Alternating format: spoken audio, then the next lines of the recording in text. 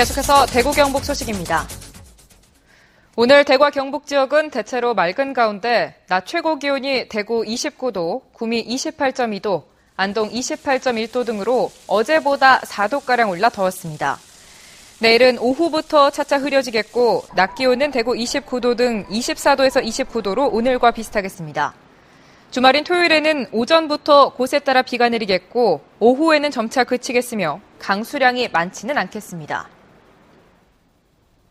경북 지역에서 처음으로 야생 진드기로 인한 사망 의심 환자가 발생해 보건당국이 비상에 걸린 가운데 또 다른 의심 사례 3건이 접수돼 정밀 조사가 이루어지고 있습니다. 연령층이 높은 농촌 지역 주민들 사이에 불안감이 커지고 있습니다. 한태현 기자입니다.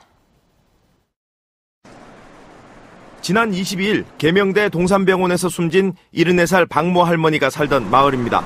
보건소 직원들이 살충제를 뿌리고 있습니다. 마을 회관에 직접 들러 벌레들이 싫어하는 기피제를 나눠주고 야생 진드기에 대한 예방법도 알려줍니다.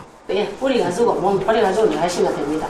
긴 옷 입으시고 위에 아루 다 입고 장갑도 끼시고 장갑 신고 그래가지고 눈에 가실 땐 가셔야 됩니다. 낮 시간 농산일로 마을 회관에 들르지 못하는 주민들을 위해 방송도 하고 있습니다. 긴 바지, 양발, 피부 노출을 최소화할 수 있는 긴 옷을 착용하시고 들에 가시기를 알려드립니다. 건강하던 박할머니가 갑자기 세상을 떠나자 마을 주민들은 불안하기만 합니다. 요즘 우리 주로 과일나무, 과일 열매 쏟고 들에 풀하고 연관되는 일이기 때문에 상당히 걱정이 됩니다. 보건소는 다른 피해가 발생하지 않도록 방역 작업을 강화하고 예방 활동도 병행하고 있습니다. 들이나 밭에 갔다 온 후에 자기 몸이나 옷에 진드기가 있는지 없는지 한번 확인하시고 빨래는 필히 하시는 것이 좋습니다. 특히 경북 지역에는 지난 27일과 28일 이틀 사이에 중증 열성 혈소판 감소 증후군 의심 사례가 3건이나 접수되는 등 야생 진드기에 대한 불안감이 커지고 있습니다. 지난 22일 유전자 검사에서 SFTS 양성 반응이 나온 박할머니의 확진 여부와 의심 사례 3건의 조사 결과는 다음 주 초에 나올 전망입니다. MBC 뉴스 한태현입니다.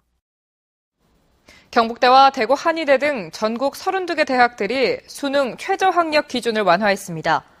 경북대는 수능 상위 3개 영역 등급의 합을 1등급씩 낮춰 국어교육과와 영어교육과 등은 등급의 합을 5 이내에서 6 이내로, 전자공학부와 과학교육학부 등은 7 이내에서 8 이내로 변경했습니다.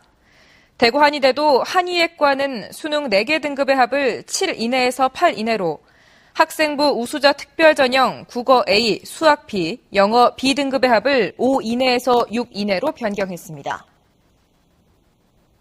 중소기업중앙회 대구경북지역본부가 중소제조업체 196개를 대상으로 6월 경기 전망을 조사한 결과 90.8로 나와 지난달 조사 때와 비교해 4.8포인트 떨어져 경기 전망이 4개월 만에 하락세로 돌아섰습니다.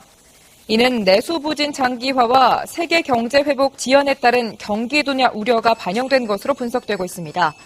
중소제조업의 4월 가동률은 3월보다 0.7% 오른 74%로 나타났습니다. 민주당 홍일학 의원은 신재생 에너지 관련 부실 기업의 난립을 막기 위해 신재생 에너지 전문 기업이 3년마다 재신고를 하도록 하는 내용을 담은 신에너지 및 재생에너지 개발, 이용, 보급 촉진법 개정안을 발의했다고 밝혔습니다.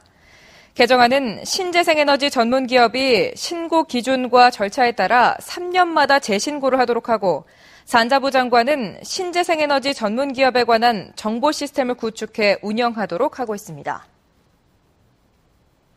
경상북도는 오늘 의성 성광성량에서 경상북도 향토 뿌리기업 현판식을 열었습니다.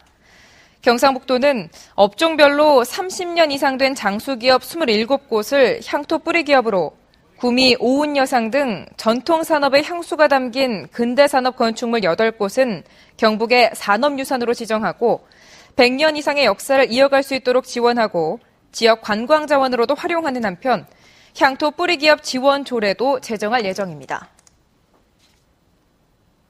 대구 고등법원은 1심에서 징역 3년이 선고됐던 김덕란 전 시의원에게 시원과 법무사라는 공인의 신뢰를 이용해 많은 피해자들에게 24억 원을 빌려 갚지 않았고 피해 회복이 이루어지지 않아 처벌이 불가피하다며 원심과 같은 징역 3년을 선고하고 법정 구속했습니다. 피해자들은 그러나 피해 정도에 비해 형량이 너무 적다면서 법정에서 집단 항의에 재판이 중단되기도 했습니다.